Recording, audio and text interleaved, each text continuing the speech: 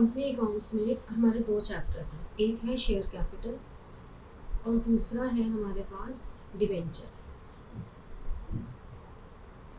ठीक है, दो चैप्टर्स हमें करने हैं टोटल मिला के।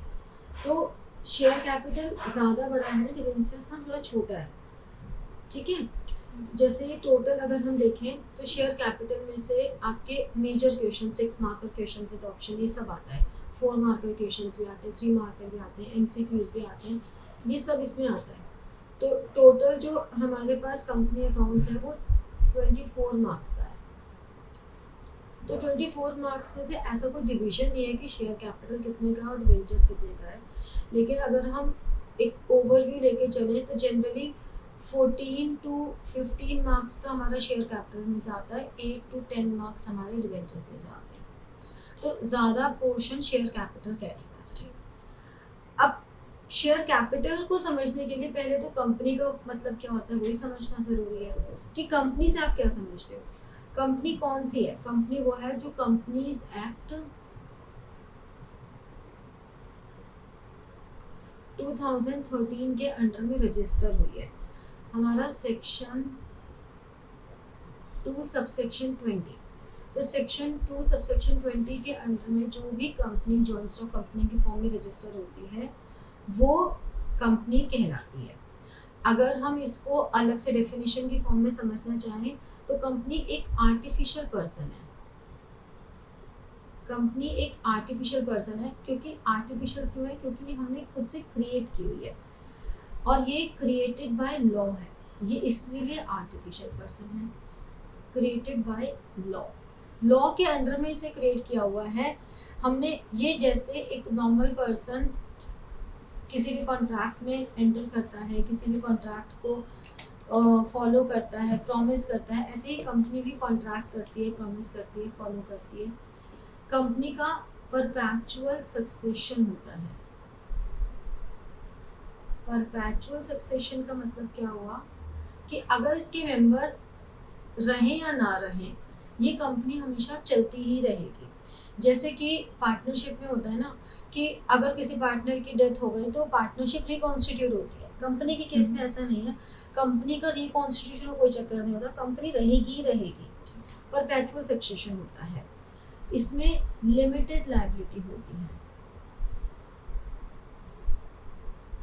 लिमिटेड लायबिलिटी है। लिमिटेड लायबिलिटी का मतलब हुआ कि यहाँ पर जितने भी शेयर होल्डर्स होंगे, जिनके पास भी इस कंपनी के शेयर्स होंगे, उनकी एक लिमिटेड लायबिलिटी रहेगी। जितने शेयर्स के लिए उन्होंने सब्सक्राइब किया हुआ उनकी लायबिलिटी वहीं तक ही है, और वो चाहें तो कोई भी अपने शेयर्स को ट्रांसफरेबल भी कर सकता है, ट्रांसफरेबिलिटी ऑफ शेयर्स। ठीक है, तो वो इजीली ट्रांसफ़र कर सकता है। इसका मैनेजमेंट और ओनरशिप ये दो अलग अलग चीज़ें हैं। ज़रूरी नहीं है जितने भी ओनर हो सारे के सारे ही मैनेज करने आ जाए, ऐसा कोई ज़रूरी नहीं होता। ये मान लो हमने किसी कंपनी के शेयर्स में इन्वेस्ट किया तो हम वहाँ के मैनेजमेंट के पार्टिसिपेंट नहीं हैं। हाँ, हमारे पास राइट होते हैं कि हम उस कंपनी के बुक्स ऑफ अकाउंट्स जाके इन्विजिलेट कर सकते हैं, बट मैनेजमेंट एक अलग से फॉर्म होती है। हाँ, मैनेजमेंट के पास भी उस कंपनी के शेयर्स होते हैं, बट स्टिल मैनेजमेंट और ओनरशिप दो अलग अलग बातें हैं। और यहाँ पे जो भी साइनिंग अथॉरिटी होती है उसकी साइन की वैल्यू तभी है जब वो कॉमन सील, एक कॉमन सील होती है, एक स्टैम्प होती है जो कि उस कंपनी को रिप्रेजेंट करती है। क्योंकि सिग्नेचर अथॉरिटीज चेंज हो सकती है, मैनेजमेंट चेंज हो सकती है टाइम टू टाइम, लेकिन आपकी कॉमन सील में कोई चेंज नहीं आता। ठीक है, तो इस तरह से हम कह सकते हैं कि ये जितने भी हैं ये कंपनी के फीचर्स भी कह सकते हैं, इन्हें हम कैरेक्टरिस्टिक्स भी कह सकते हैं, इन्हें हम कुछ भी कह सकते हैं। तो अब इससे पता चलता है कि हमारा जो पार्टनरशिप है और हमारी जो कंपनी है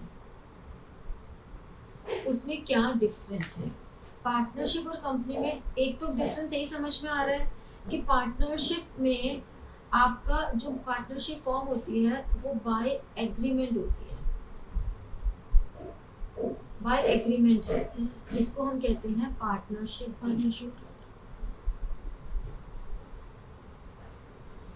लेकिन जो कंपनी रजिस्टर होती है ये रजिस्टर होती है अंडर कंपनीज एक्ट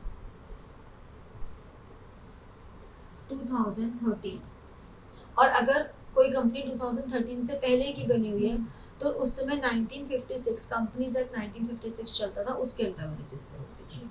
तो यानी कि ये तो इसका हो गया मोड ऑफ फॉर्मेशन।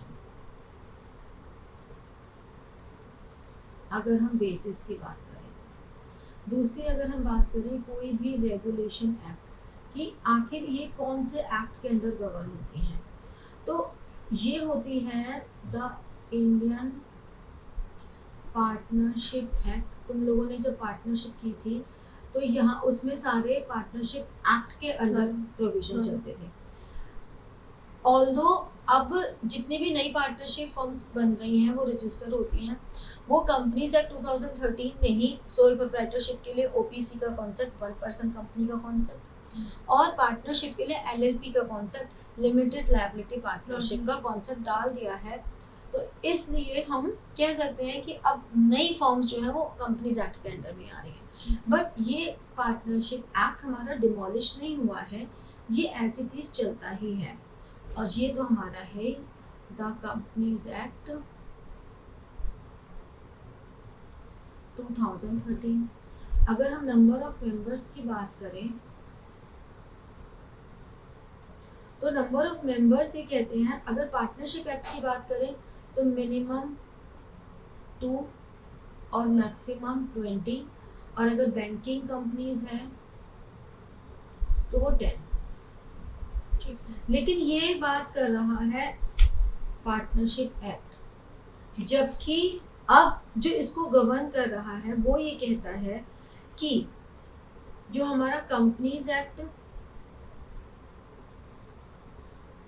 2013 इसका सेक्शन 464 और एक हमारे पास है कंपनीज रूल, मिसलेनियस रूल्स है इसका नाम।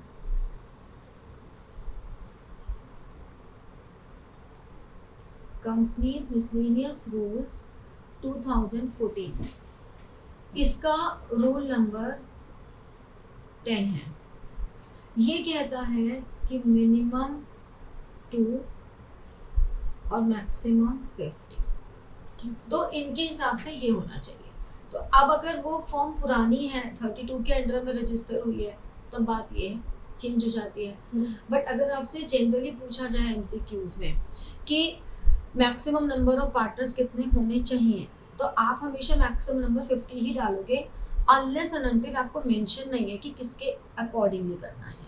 मतलब अगर मेंशन है। फिर नेक्स्ट हमारे पास आती है लायबिलिटी।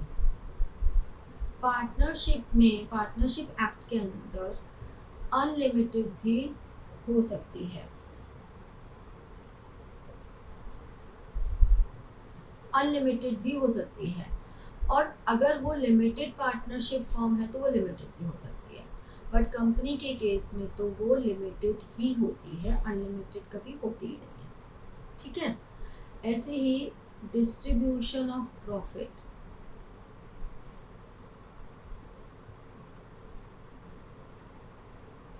डिस्ट्रीब्यूशन ऑफ प्रॉफिट्स इसमें एज पर पार्टनरशिप डीड, जो पार्टनरशिप डीड में मेंशन होगा वो होगा, और अदरवाइज अगर कुछ भी मेंशन नहीं है तो वो इक्वल होगा। लेकिन यहाँ पर जो भी हमारे बोर्ड ऑफ डायरेक्टर्स हैं वो एनुअल जनरल मीटिंग में डिसाइड करते हैं कि कितना डिविडेंड डिक्लेयर करना है, बाकायदा वोटिंग राइट्स के साथ। ये एक अप्रूवल देते हैं एनुअल जनरल मीटिंग में, मतलब ये प्रपोज डिविडेंड देते हैं, और वो प्रपोज डिविडेंड फिर हमारा बाद में पे हो जाता है। या फिर अगर बोर्ड ऑफ डायरेक्टर्स चाहें तो इंटरिम डिविडेंड, मतलब साल के बीच में भी डिविडेंड दे सकते हैं, जिसे हम कैश डिविडेंड भी बोलते हैं, बिकॉज ये डिविडेंड डिक्लेयर होता है और पे हो जाता है इमीडिएटली। ठीक है। अगर हम ऑडिट की बात करें कि जो इनके अकाउंट्स हैं, ऑडिट ऑफ अकाउंट्स, अगर हम ऑडिट की बात करें तो इसका ऑडिट पार्टनरशिप में अकाउंट्स का ऑडिट मैंडेटरी नहीं है।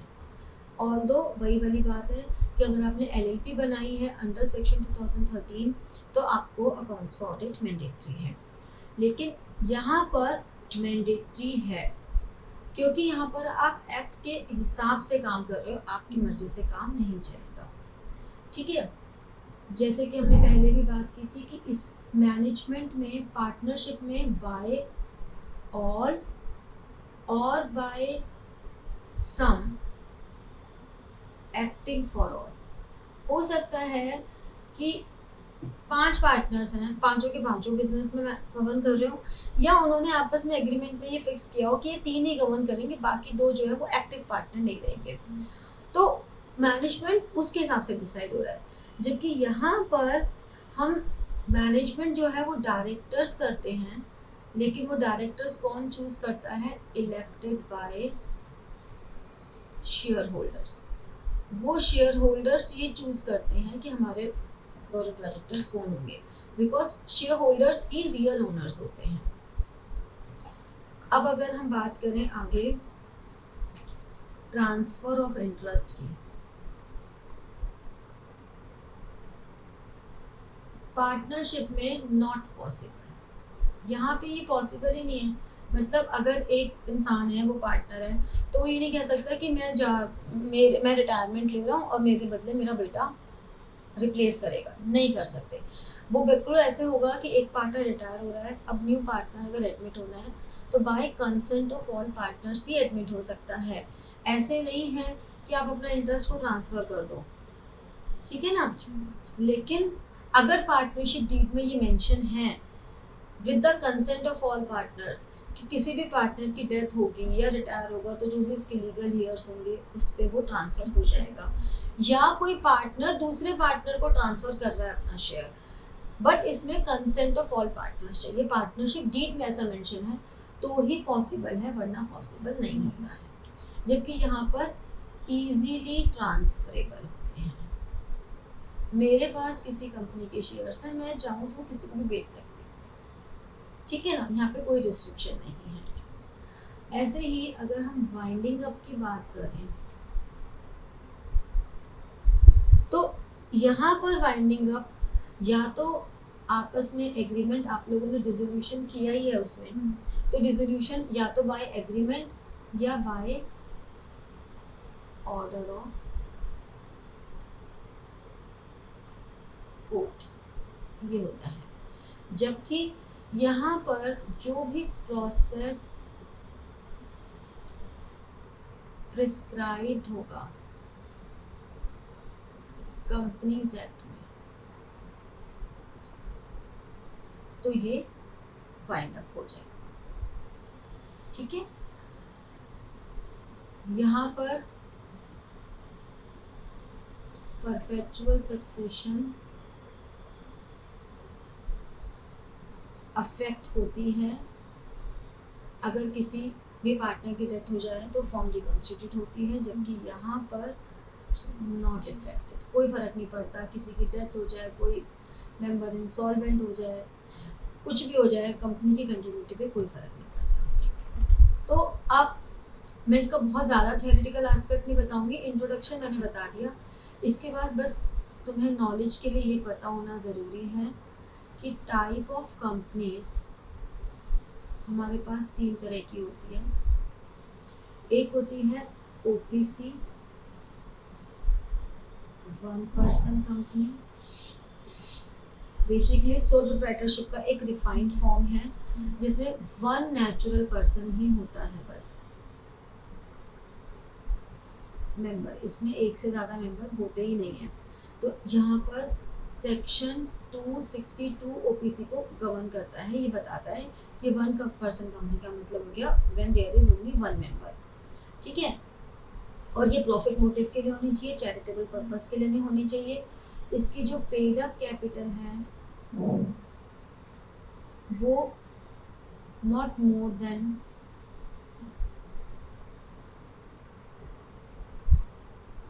50 लाख से ज़्यादा इसकी पेड अप कैपिटल नहीं हो सकती। इसकी एनुअल एवरेज टर्नओवर वो 2 करोड़ से ज़्यादा नहीं हो सकती, मैक्सिमम इतनी हो सकती है। इसमें एक ही डायरेक्टर मिनिमम होना चाहिए, लेकिन डायरेक्टर एक से ज़्यादा 1 to 15 डायरेक्टर हो सकते हैं, मैक्सिमम 15 डायरेक्टर हो सकते हैं। इसमें चैरिटेबल पर्पस के लिए नहीं होनी चाहिए, कोई नॉन बैंकिंग फाइनेंशियल इन्वेस्टमेंट मतलब NBFC FIs नहीं होनी चाहिए, इस तरह की कोई कंपनी नहीं होनी चाहिए, ठीक है। इसका नॉमिनी भी सिर्फ एक ही हो सकता है, ऐसा नहीं कि एक से ज़्यादा नॉमिनी हो जाएंगे। फिर दूसरी हमारे पास होती है प्राइवेट कंपनी।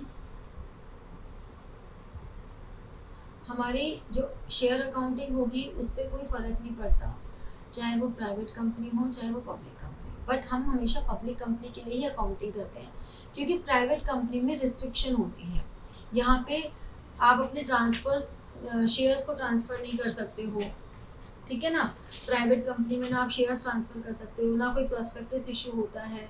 इसमें 2 से लेकर 15 डायरेक्टर तक हो सकते हैं, इससे ज़्यादा डायरेक्टर नहीं हो सकते। इवन इसमें मेंबर भी मिनिमम मेंबर 2 और मैक्सिमम मेंबर 200 हो सकते हैं।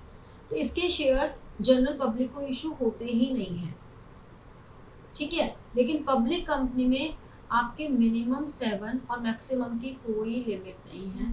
तो इसमें प्रोस्पेक्टस भी है, इसमें जनरल पब्लिक को शेयर्स इशू भी कर रहे हैं इनिशियल पब्लिक ऑफर्स के थ्रू, IPOs के थ्रू। इसमें हमारी कुछ कंपनीज है जो स्टॉक एक्सचेंज में लिस्टेड होती हैं, कुछ अनलिस्टेड होती हैं। तो इसको अपने नाम के आगे, पब्लिक कंपनी को अपने नाम के आगे लिमिटेड लिखना कंपलसरी है, जबकि इनको प्राइवेट लिमिटेड लिखना कंपलसरी है, और OPC को OPC लिखना कंपलसरी होता है। ये इनके कंपल्शन है, ठीक है। अब हम आते हैं सीधा कि अकाउंटिंग इसकी क्या होती है। हमारे पास एक इक्विटी शेयर्स है, एक प्रेफरेंस शेयर्स है। इक्विटी शेयर्स और प्रेफरेंस शेयर्स क्या होते हैं कि equity share holders real owners होते हैं, जबकि प्रेफरेंस शेयर होल्डर्स हमारे, उनको प्रेफरेंस मिलता है in terms of dividend and in terms of winding up of the time उनको रीपेमेंट भी मिल रही है। उनका एक फिक्स डिविडेंड होता है जो उनके नाम के आगे लिखा होता है, 10% प्रेफरेंस शेयर कैपिटल, तो लिखा होता है, ठीक है। अब प्रेफरेंस शेयर कैपिटल के भी बहुत आगे टाइप्स होते हैं, फिर वो बहुत ज़्यादा थ्योरी हो जाएगी, तो हम सीधा अब इसके प्रैक्टिकल पर आते हैं, ठीक है ना। प्रैक्टिकल पे आने के लिए हमें ये पता होना ज़रूरी है कि अकाउंटिंग पॉइंट ऑफ व्यू से हमारा क्लासिफिकेशन ऑफ शेयर्स क्या होगा। क्लासिफिकेशन ऑफ शेयर कैपिटल, ये तुम्हारे अकाउंटिंग पॉइंट ऑफ व्यू से बहुत ज़रूरी है।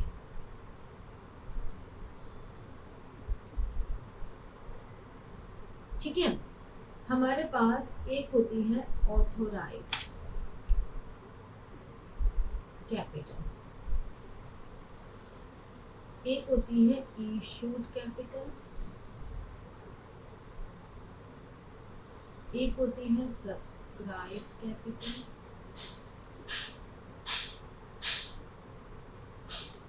फिर हमारे पास आती है कॉल्ड अप, फिर आती है पेड अप,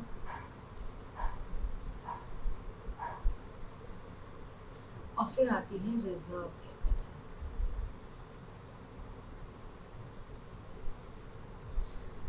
ठीक है, इस तरह से आती है। तो ऑथराइज्ड में हमारे पास क्या आता है, जितने से रजिस्टर्ड होती है। रजिस्टर्ड मतलब एक मेमोरेंडम ऑफ एसोसिएशन होता है। जब कंपनी रजिस्टर होती है तो उस समय एक मेमोरेंडम ऑफ एसोसिएशन बनता है, उसमें डिफरेंट क्लॉजेज होते हैं, जिनमें एक कैपिटल क्लॉज होता है।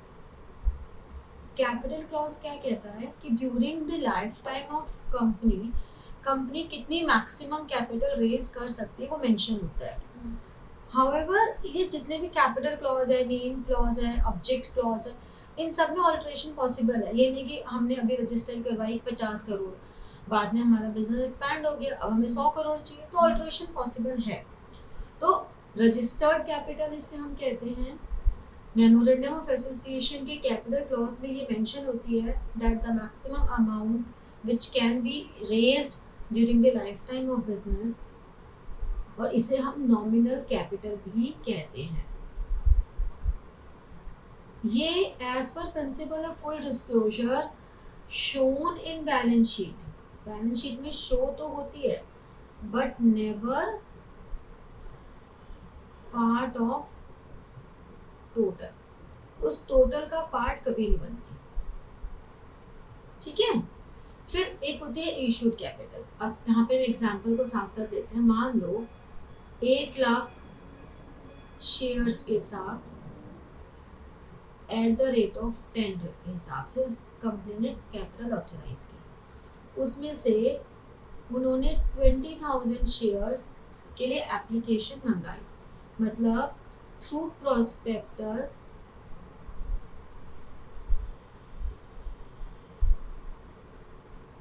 प्रोस्पेक्टस जो हम invited number of shares for which applications are invited, जो जनरल पब्लिक से, फ्रॉम जनरल पब्लिक से जितनी भी एप्लीकेशंस हम इनवाइट करवाना चाहते हैं वो हमारी इशूड कैपिटल है। अब ज़रूरी नहीं है कि हमें उतनी एप्लीकेशंस आए, हमें कम भी आ सकती है, ज़्यादा भी आ सकती है। तो सब्सक्राइब कैपिटल वो हो गई व्हेन एप्लीकेशंस या number of shares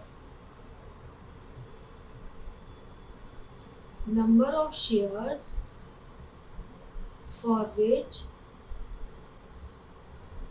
applications have been received, हमें कितनी एप्लीकेशन रिसीव हुई हैं वो सब्सक्राइब कैपिटल है। अब आपकी ये जो इशूड कैपिटल है और ये सब्सक्राइब्ड कैपिटल है, तो issued capital can be equal to subscribed capital, तब तो कोई बात ही नहीं है। बात आती है अगर इशूड कैपिटल ज़्यादा है सब्सक्राइब्ड कैपिटल से, यानी कि हमने मंगाई तो 20,000 शेयर्स के लिए एप्लीकेशन थी, लेकिन आई हमारे पास 19,000 शेयर्स के लिए एप्लीकेशन है। So this is a case of under subscription. अब जब हम अंडर सब्सक्रिप्शन की बात करते हैं तो हमें ये ध्यान रखना है कि under subscription must be minimum subscription, it must be equal to minimum subscription, that is 90% of issued capital। अगर ये मिनिमम सब्सक्रिप्शन के बराबर नहीं है तो हमें इसे रिफंड करना पड़ेगा। यानी कि अगर 20,000 शेयर्स के लिए हमने एप्लीकेशन मंगाई है तो हमारे पास मिनिमम 18,000 शेयर्स की एप्लीकेशन तो आनी ही आनी चाहिए। ठीक है, अब सिचुएशन आती है अगर तो ये कम है सब्सक्राइब से, हमने मंगाई 20,000 शेयर्स की और हमारे पास आ गई 25,000 शेयर्स, हमें एप्लीकेशन ज़्यादा मिल गई। एप्लीकेशन ज़्यादा मिलने से क्या हो रहा है कि अब हमारे सामने समस्या है कि हम इन एक्स्ट्रा एप्लीकेशंस का क्या करें, क्योंकि ज़्यादा तो आ ही सकती हैं, बहुत सारे एप्लीकेंट्स हैं, किसी को क्या पता। या अब तो खैर चलो बहुत मॉडर्न टेक्नोलॉजी आ गई है, सॉफ्टवेयर्स डेवलप हो गए हैं, जब भी आप अप्लाई करते हो तो काफ़ी सारी कंपनीज अब ये ब्लॉक लगा देती हैं कि जब भी आप अप्लाई करोगे तो आपके सामने एक फिगर मेंशन होगी कि इतनी ही और बची हैं, इतनी ही और बची हैं। जैसे मान लो 20,000 शेयर्स के लिए अप्लाई किया, मैंने 2,000 शेयर्स के लिए अप्लाई किया तो मुझे लगेगा 18,000। उसी समय किसी ने 500 शेयर्स के लिए अप्लाई किया तो नज़र आ जाएगा 17,500। इस तरह के सॉफ्टवेयर्स बनने लग गए हैं, तो थोड़ी एडवांसमेंट आ गई है टेक्नोलॉजी में, लेकिन बहुत ज़्यादा यूज़ में नहीं आ रही, पॉपुलर नहीं हुई है। तो ओवर सब्सक्रिप्शन की चांसेस अभी भी हैं। एंड किसी भी कंपनी के लिए ये एक बहुत ही प्राउड मोमेंट, गुडविल मोमेंट होता है कि उसकी कंपनी ने जितने शेयर्स के लिए एप्लीकेशन मंगाई उससे ज़्यादा आए उसके पास। तो कोई भी कंपनी इस तरह का लॉक सिस्टम नहीं यूज़ करती है, उनको लगता है ज़रूरत क्या है, ये तो बहुत अच्छी बात है, हमारे मार्केट में एक पब्लिसिटी है, ये भी कि देखो इसकी इनकी कंपनी में हर कोई इन्वेस्ट करना चाहता है। अगर ये वाली पब्लिसिटी होती है तो आपकी कंपनी के मार्केट वैल्यू शेयर्स की पहले ही बढ़ जाती है। तो इस तरह से कोई भी कंपनी तो चाहती है, बट अगर ऐसा हो गया तो इसे हम कहते हैं ओवर सब्सक्रिप्शन। अब अगर ओवर सब्सक्रिप्शन हुआ तो उसके 3 तरीके हैं डील करने के। या तो आपके पास जितनी भी आई है रिजेक्ट एक्सेस एप्लीकेशंस, इन एक्सेस एप्लीकेशंस को रिजेक्ट कर दो। या आप सोचते हो कि चलो कोई बात नहीं, बाद में भी चाहिए होंगी, फुल अलॉटमेंट कर दिया। या आप करते हो pro rata, proportionate allotment. Proportionate allotment का मतलब क्या हुआ कि आपने पूरा रिजेक्ट भी नहीं किया और पूरा अलॉट भी नहीं किया। आपने एक रेशो बना दी, मान लो आपने रेशो बना दी 5:3 की। जिन्होंने 5 शेयर्स के लिए अप्लाई किया उनको हम 3 शेयर्स दे देंगे। अब क्या होगा, जो फालतू पैसा होगा बचा हुआ वो हम आगे एडजस्ट कर देंगे या रिफंड कर देंगे। वो कंपनी की अपनी पॉलिसी होती है जो कंपनी डिस्क्लोज कर देती है कि अगर ओवर सब्सक्रिप्शन हुआ तो हम क्या करेंगे। ऐसा नहीं है कि इनकी जो मर्जी है करेंगे। हर जॉइंट स्टॉक कंपनी को हर चीज नॉर्म्स के अंडर में रह के करनी पड़ती है, अपनी मर्जी नहीं चला सकते वो। तो ये हमारे पास 3 केसेस होते हैं। तो सब्सक्राइब कैपिटल क्या हुई, जितनी एप्लीकेशन हमें रिसीव हुई। अब कंपनी ने ये जो 10 रुपए का शेयर था, यहाँ पर जरूरी नहीं है कि 10 रुपए का शेयर है तो एक साथ ही मंगाए। ये जो 10 रुपए जो थे, कंपनी एक साथ भी मंगा सकती है, लेकिन कंपनी इसको अलग अलग टुकड़ों में भी मंगा सकती है। अलग अलग टुकड़ों में मतलब कंपनी ने कहा कि ऐसा है, जब आप लोग अप्लाई करो ना तो 2 रुपए पर शेयर दे देना, ठीक है, 2 रुपए पर शेयर दे देना। फिर जब हम ये कन्फर्म, प्रोसेस क्या होता है, पहले लोग अप्लाई करते हैं, कंपनी के पास पैसा आता है, उसके बाद कंपनी ये कंफर्मेशन देती है कि हाँ भाई हम आपको अपनी कंपनी के शेयर्स अलॉट कर रहे हैं। तो अलॉटमेंट होता है शेयर्स का। तो कंपनी कहती है जब हम आपको कंफर्मेशन देना तब आप ऐसा करना 3 रुपए दे देना। अब उसके बाद आती है कॉल्स। कंपनी कहती है कि हम इंस्टॉलमेंट्स में मंगाएंगे। वो इंस्टॉलमेंट्स अलग अलग कॉल्स होती हैं, जैसे कि फर्स्ट कॉल। कंपनी ने कहा फर्स्ट कॉल पे फिर हमें 2 रुपए दे देना पर शेयर। और सेकेंड कॉल भी हो सकती है, थर्ड कॉल भी हो सकती है। जो भी लास्ट कॉल होगी, मान लो सेकेंड कॉल ही है तो हम उसको लिखते हैं सेकेंड एंड फाइनल कॉल, ये बताने के लिए कि इसके बाद अब कुछ और नहीं मंगाया जाएगा। इस पे उन्होंने 3 रुपए मंगा दिए। तो कंपनी ऐसा भी कर सकती थी कि सिर्फ एप्लीकेशन अलॉटमेंट रखे, कंपनी ये भी कर सकती है कि एप्लीकेशन अलॉटमेंट फर्स्ट कॉल रखे। बात ये है कि कुछ रूल्स हैं जो फॉलो करने होते हैं। ऑल्दो जब हम प्रैक्टिकल क्वेश्चंस करते हैं तो वो सारे रूल्स फॉलो नहीं भी होते हैं, बट हाँ कुछ चीज़ें हैं जो पता होनी चाहिए, जैसे कि सेक्शन 39 सबसेक्शन 2 हमारा कंपनीज एक्ट का ये कहता है कि मिनिमम एप्लीकेशन मनी 5% होनी चाहिए of nominal value. Nominal value है 10 रुपए, जबकि सेबी ये कहता है कि minimum value 25% of issue price होनी चाहिए। नॉमिनल वैल्यू में और इशू प्राइस में डिफरेंस होता है। क्या डिफरेंस होता है, इशू प्राइस 10 रुपए भी हो सकता है और इशू प्राइस अगर हम एट पार इशू कर रहे हैं, एट पार मतलब फेस वैल्यू पे इशू कर रहे हैं तो इशू प्राइस 10 रुपए है। लेकिन अगर हम एट प्रीमियम इशू कर रहे हैं मतलब more than the face value, तो ये फेस वैल्यू प्लस प्रीमियम होगा। मतलब अगर मान लो ये 20% प्रीमियम पे है तो इशू प्राइस हमारा हो गया 12 रुपये। तो 2 अलग अलग बातें हैं। जब एमसीक्यूज में पूछा जाए 5% ऑफ इशू प्राइस तो हम कहेंगे गलत है, क्योंकि कंपनीज एक्ट नॉमिनल वैल्यू की बात कर रहा है और सेबी जो है वो इशू प्राइस की बात कर रहा है, ठीक है। अब कंपनी ने हो सकता है सारा पैसा एक साथ नहीं मंगाया, तो कॉल्ड अप कैपिटल क्या हो गई, तो अगर कंपनी ने मान लो सिर्फ फर्स्ट कॉल तक ही मंगाया है, अभी सेकेंड कॉल उन्होंने मंगाई ही नहीं है और हमारा फाइनेंशियल ईयर एंड हो रहा है, तो एज ऑन दैट डेट हम कहेंगे कि 20,000 शेयर्स पे हम मान के चल रहे हैं कि 20,000 ही सब्सक्राइब हुए थे। अभी हमने 20,000 ही सब्सक्राइब मान लिए शेयर्स हुए हैं, मतलब अभी हम ये वाला केस लेके चल रहे हैं when issued capital is equal to subscribe capital. तो ये जो 20,000 शेयर्स पर उन्होंने 7 रुपीज़ आए तो 140 हमारी कॉल्ड अप कैपिटल हो गई। तो कॉल्ड अप कैपिटल का मतलब क्या हुआ, part of subscribed capital which is actually called from public share holders. Public नहीं रही अब वो शेयर होल्डर्स बन गए। जब तक उन्होंने अप्लाई किया था यहाँ वाली स्टेज तक, ये तब तक ही वो हमारे लिए पब्लिक थे। जैसे ही हमने उनको अलॉटमेंट दे दी वैसे ही वो शेयर होल्डर्स बन गए। ठीक है, तो पेड अप कैपिटल क्या हो गई फिर कि कॉल्ड अप तो वो हो गई जो actually called from share holders है। ठीक है, या हम कह सकते हैं ड्यू फ्रॉम शेयर होल्डर्स है।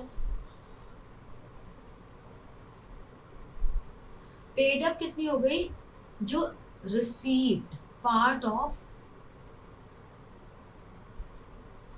called up capital,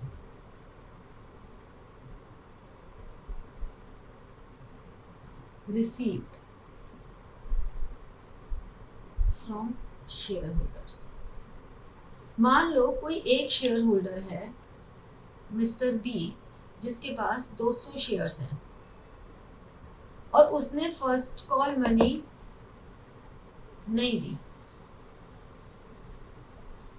तो अब क्योंकि उसने फर्स्ट कॉल मनी नहीं दी तो ऐसे में हम कहेंगे कि अच्छा कॉल्ड अप हमारे पास 140 थी, उसमें से जो नहीं दी यानी कि 200 शेयर्स पे उसने 2 रुपये नहीं दिए, 400 रुपये नहीं दिए, तो 139,600 हमारी हो गई पेड अप कैपिटल।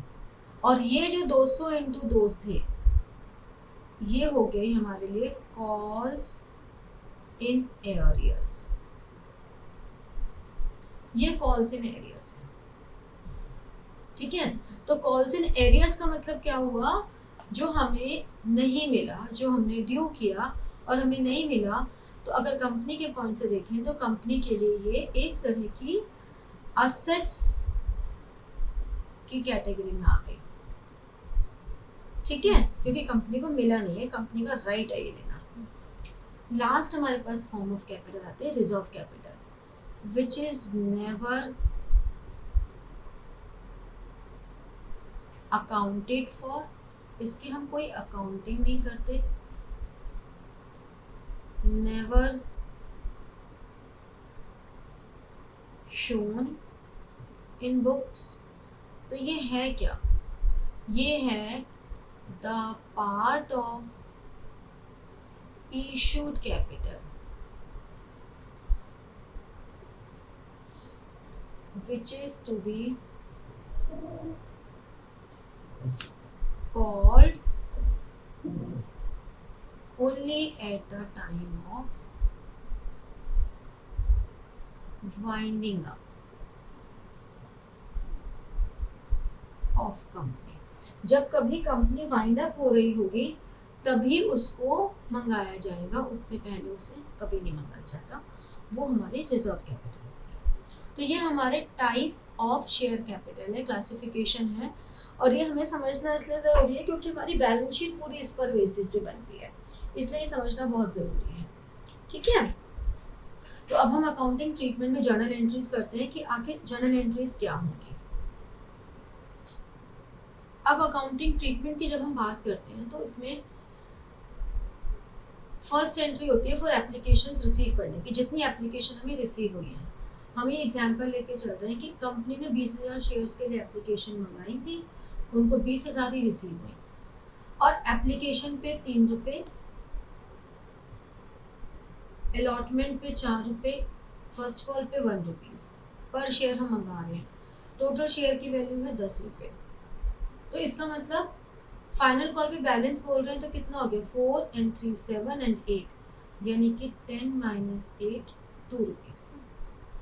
तो हम क्या कह सकते हैं कि एप्लीकेशन मनी कितनी रिसीव हुई हमें, 20,000 इंटू 3, क्योंकि एप्लीकेशन पे 3 रुपये मंगाया है, तो ये हमारे पास हो गई 60,000 रुपये।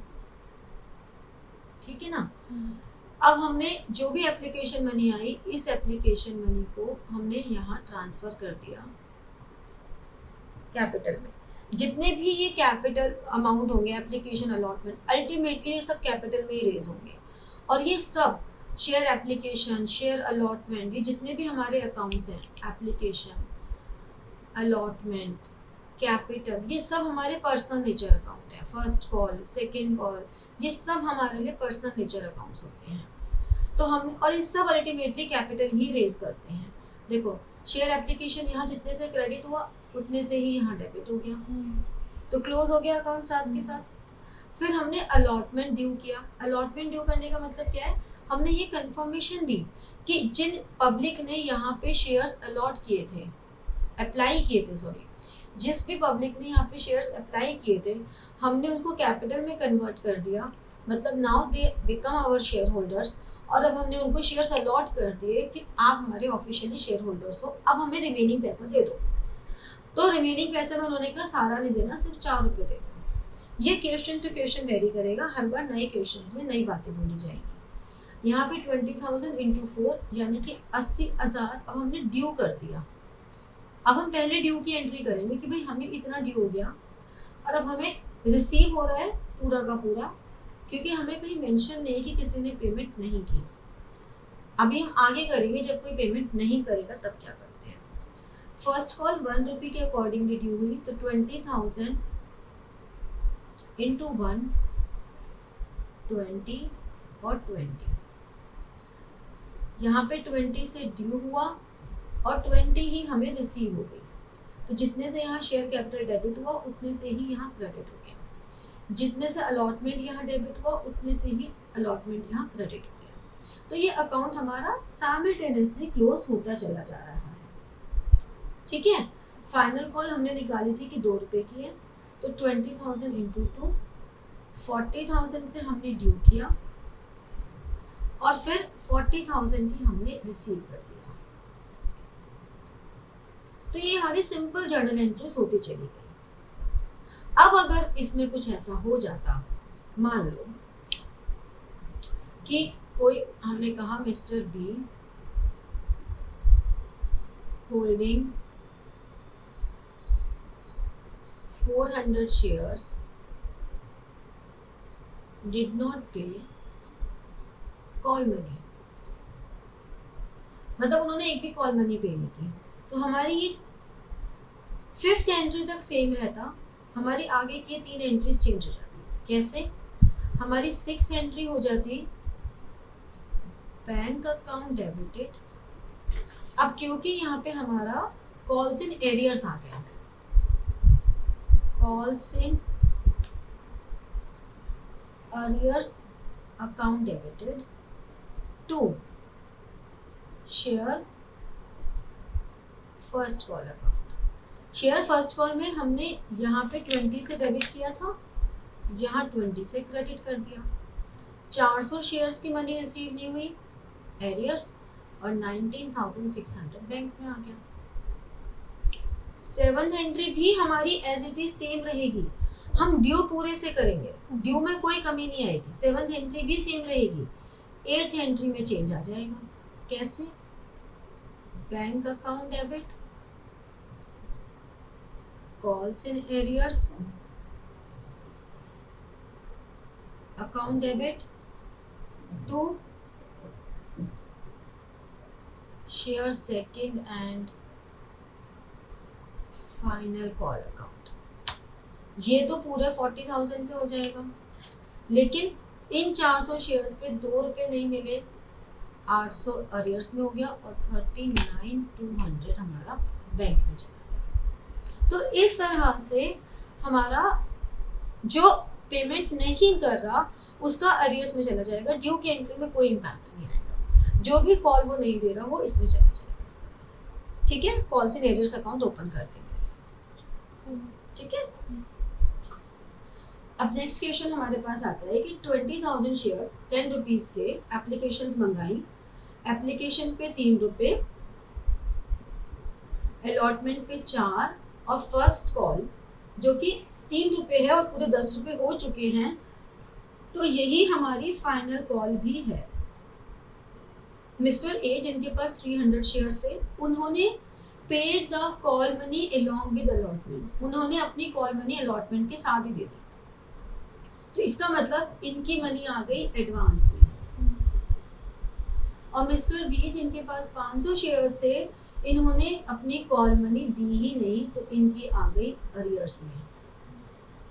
तो अब इनकी जर्नल एंट्रीज कैसे होगी? फर्स्ट एंट्री 20,000 शेयर्स पे 3 रुपये एप्लीकेशन, सिंपल 60,000 से कर दी हमने, ठीक है ना। 20,000 शेयर्स इंटू 3 और फिर ये पूरे के पूरे 60 हमने कैपिटल में भी डाल दिए। अलॉटमेंट 4 रुपये से ड्यू करनी है इंटू 20, सिंपल 80,000 आ गया।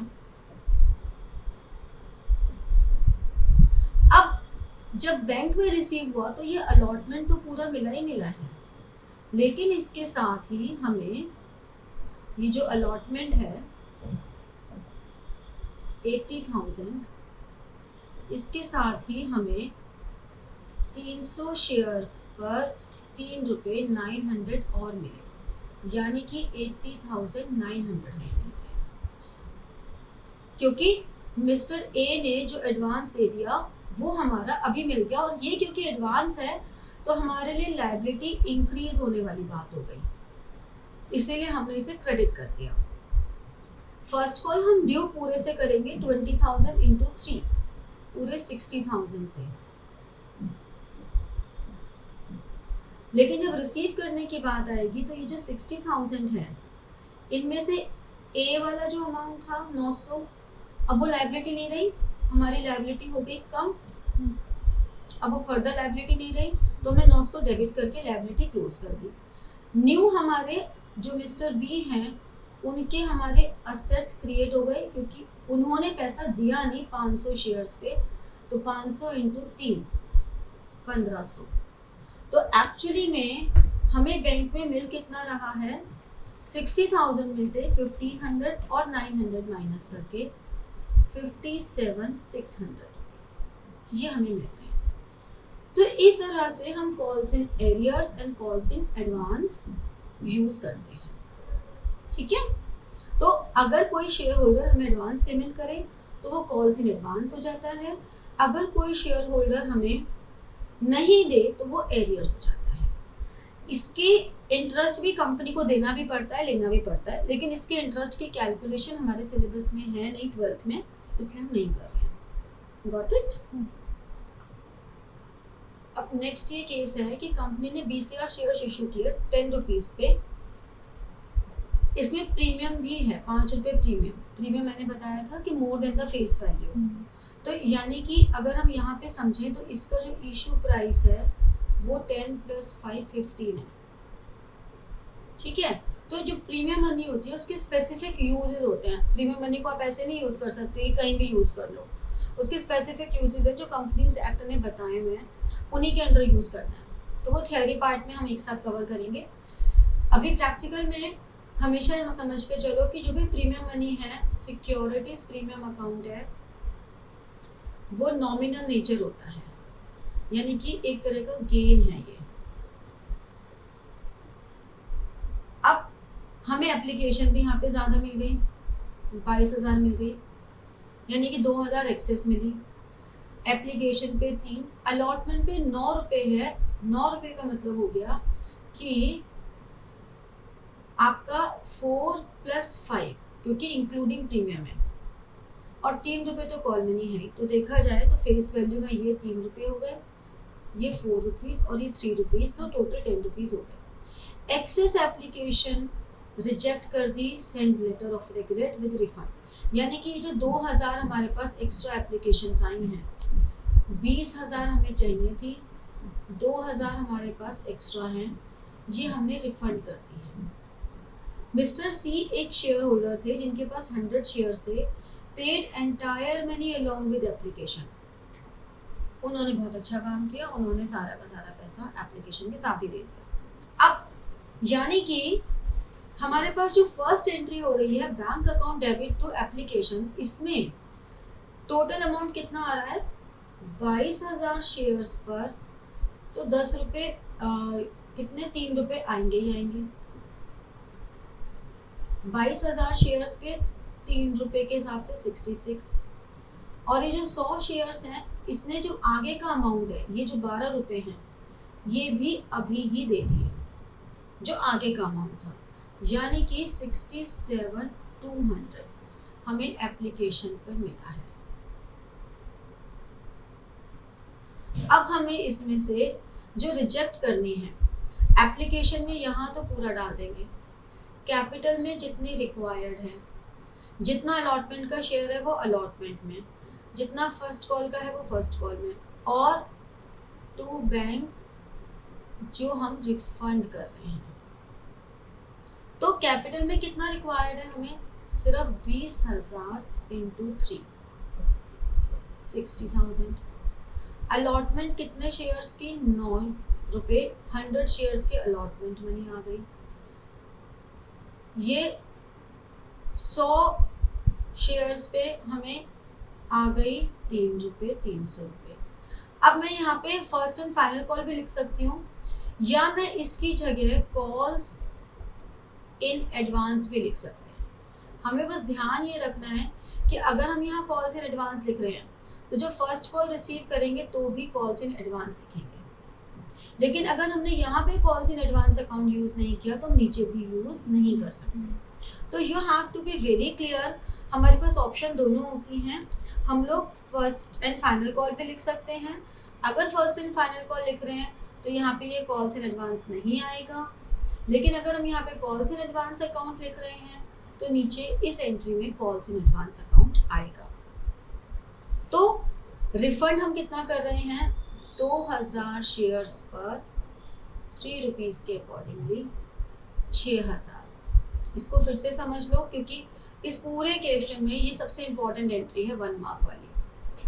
हमें जितना एप्लीकेशन मनी रिसीव हुआ, उस एप्लीकेशन मनी से हमें जितना रिक्वायर्ड था वो हमने शेयर कैपिटल में डाल दिया, 20,000 शेयर्स पे 3 रुपये। ये जितना हमें अलॉटमेंट मनी मिला था 9 रुपये इन 100 शेयर्स पे, तो 100 इंटू 9 हमने यहाँ डाल दिया। हमें जितना कॉल्स पे एडवांस मिला था वो share first and final call या कॉल्स इन एडवांस करके 300 रुपये यहाँ डाल दिया, और जो हमने रिफंड कर दिया इस 2000 शेयर्स को वो हमने बैंक में डाल दिया 6,000। अलॉटमेंट मनी ड्यू हम पूरे 20,000 इंटू 9 से करेंगे, 1,80,000, जिसमें से कैपिटल का पार्ट सिर्फ 20,000 इंटू 4 है और प्रीमियम का पार्ट 20,000 इंटू 5 है। यानी कि 80,000 कैपिटल में गया और 1 लाख प्रीमियम में गया। बट रिसीव करते समय हमें कम मिला है, हमें सिर्फ 19,900 शेयर्स पर ही पैसा मिला है, हमें मिला ही नहीं बाकी, तो क्योंकि वो तो हमें ऑलरेडी मिल चुका था, वो तो हमें ऑलरेडी मिल ही चुका था। तो 19,900 पे ही हमें 9 रुपये मिले हैं, 179,100 जो हमें पहले मिल चुका। ये अलॉटमेंट पहले ही क्रेडिट हो चुकी है, तो अलॉटमेंट हम पहले ही क्रेडिट कर चुके हैं, तो दोबारा क्रेडिट नहीं करेंगे। तो अब अल्टीमेटली देखो, अगर अलॉटमेंट का मैं लेजर बनाऊं तो अलॉटमेंट में पहले क्रेडिट हुआ 900, फिर यहाँ पे डेबिट हुआ 180, और फिर से क्रेडिट हो गया 179,100। तो ये बराबर हो गया ना। तो इस तरह से हमें जो अलॉटमेंट मनी पहले मिल गई हम बाद में उसे माइनस कर देंगे। फर्स्ट कॉल ड्यू हम पूरा करेंगे 20 इंटू 3, 60,000 से, लेकिन रिसीव करते समय ये 60,000 हमें 100 इंटू 3 पहले मिल चुका और 59,700। अगर हमने ऊपर calls in advance account open किया है तो, अगर हमने calls in advance account open नहीं किया होता तो हम एंट्री क्या करते, जैसे अलॉटमेंट के केस में किए, टू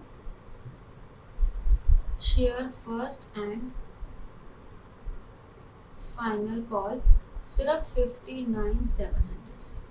तो हमेशा इस बात का ध्यान रखना, अगर तुमने सेकेंड एंट्री में कॉल्स इन एडवांस ओपन किया है तो इस एंट्री में भी कॉल्स इन एडवांस आएगा। अगर यहाँ पे तुमने शेयर फर्स्ट एंड फाइनल लिखा है तो यहाँ पे शेयर फर्स्ट एंड फाइनल में ही अमाउंट माइनस करके लिखेंगे। ये वाला पॉइंट बहुत इंपॉर्टेंट है, ये गलती कभी मत करना कि ऊपर तो लिख दिया फर्स्ट एंड फाइनल कॉल और नीचे लिख दिया कॉल्स इन एडवांस, या ऊपर लिख दिया कॉल्स इन एडवांस और नीचे लिख दिया फर्स्ट एंड फाइनल कॉल में माइनस करके लिख दिया। तो ऐसे कंफ्यूजन नहीं करनी है। तो इस तरह से यहाँ पे तुम्हारे भी बेसिक्स खत्म हुए हैं। इसके आगे अभी हमें प्रो राटा करना है, अभी हमें और बहुत सारे टॉपिक्स करने हैं, लेकिन यहाँ पे तुम्हारे बेसिक्स अभी खत्म हो गए कि ओवर सब्सक्रिप्शन क्या होता है और प्रीमियम क्या होता है।